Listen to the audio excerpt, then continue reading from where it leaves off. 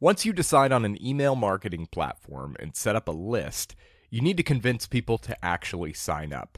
Now, of course, you'll want to place opt-in forms in key locations on your website, but very few people are going to hand over their contact information just because you asked for it. You have to incentivize the opt-in.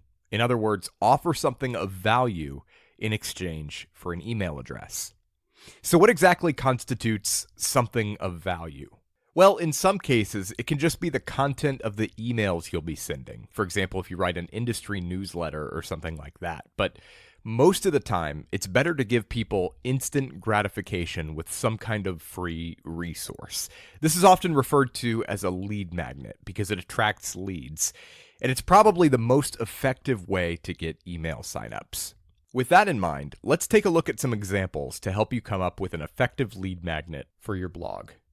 First, we have a checklist or a cheat sheet. This is a classic lead magnet that converts really well because it's so easy to digest. You just package everything people need to know into a simple, actionable list. And interestingly, the general consensus in the marketing world is that short resources like checklists actually convert better than something like an ebook because they're short and the time required to consume them is minimal. A toolkit is similar. It's basically a list of tools that you use for a particular purpose. So if you have an audience of photographers, you could put together a list of your favorite equipment and software for photography. A resource list saves people from having to do research themselves, and it compiles the most important resources on a topic in one place. A template is some kind of simple outline that people can grab and apply to their lives by filling in the blanks. Calendars and planners can be a great opportunity if you want to help people achieve a long-term goal. You tell them what to do each day over a certain period of time, and they do it. For example, in the health and fitness industry, you could offer meal plans or workout routines as your lead magnet. Spreadsheets are a great way to manipulate data and make live calculations, but a lot of people don't know how to program a spreadsheet themselves. You can fill that need by offering a spreadsheet template as a free resource. For example, if you cover personal finance, you could offer a budgeting spreadsheet so people can just download it and input their own numbers to make it work. So I mentioned that shorter resources tend to outperform longer ones, but if you can write an extended guide or ebook that's actionable and rewarding enough, it can be a solid lead magnet. Just make sure you deliver plenty of value and respect people's time. Another way to offer deeper value is by delivering an email course. You can do this with the autoresponder feature in your email marketing service. Just write up a series of emails and queue them up to send every couple of days or so after someone signs up. If you cater to a creative audience, printables can be a great option. Artistic materials, calendars, shopping lists, any of these things can be delivered as a print-friendly PDF file.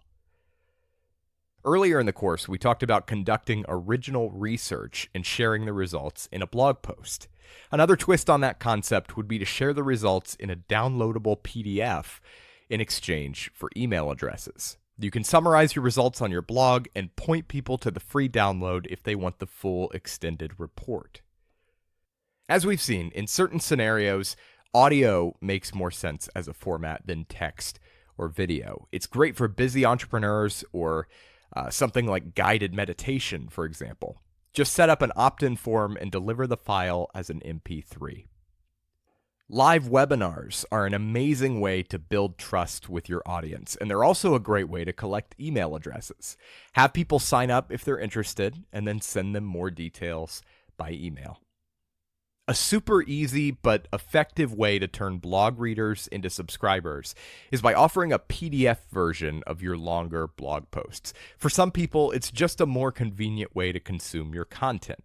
You can do it manually or use a tool like printfriendly.com to convert your content into a PDF in under 60 seconds. Art and wallpaper. If you do design or photography, you can make some of your work available for free in exchange for an email address.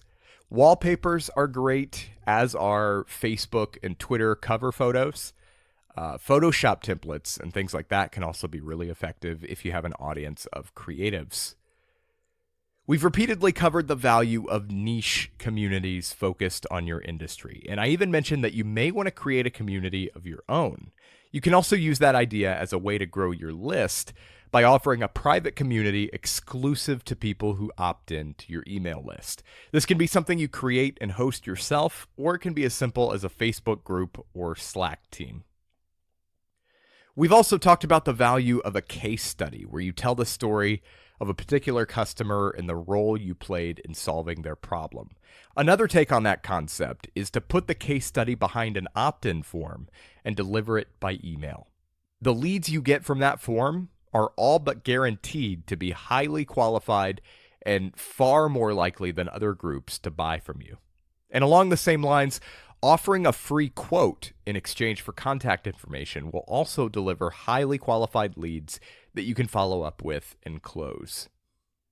So those are all solid ideas for potential lead magnets. Now, it's worth mentioning that when you create a lead magnet, it's important that you give it the time and attention it deserves. The lead magnet sets the tone for your entire relationship with your email subscribers, so it should be something you're really proud of. Now, as far as delivery, most people deliver lead magnets in one of two ways. The first is to include a download link on the thank you page, which is where you send people as soon as they sign up. The other is to put a download link in the welcome email that's delivered as soon as people confirm their subscriptions. That's the method I prefer because the download link isn't exposed on a public web page, so only subscribers can access it. Lead magnets are essential for growing an email list, so start thinking about which ones you may be able to employ for your blog.